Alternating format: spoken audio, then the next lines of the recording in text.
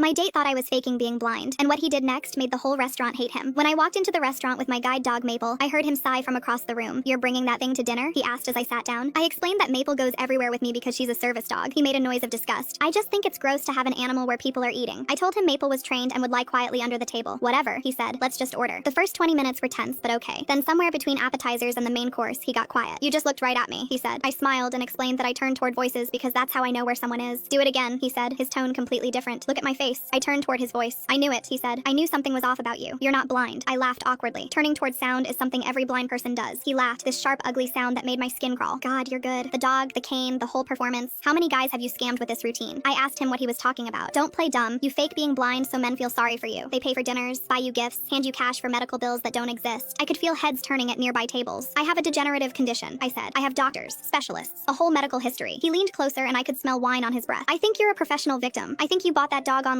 and taught it a few tricks." His voice was getting louder and people had stopped eating to stare. "I bet there's a trail of idiots behind you who fell for this helpless blind girl act." Maple shifted under the table, sensing my distress. "Oh, and now the dog is acting," he sneered. "Does it get a cut of the profits?" I wanted to leave, but my hands were shaking too hard to grab Maple's harness. "This is pathetic," he announced to the room. "This woman has been faking a disability all night trying to get a free meal." I told him to stop. "Or what? You'll feel your way over and slap me?" He laughed. "You're the most pathetic person I've ever met. I bet you practice the dead eyes in the mirror." I felt tears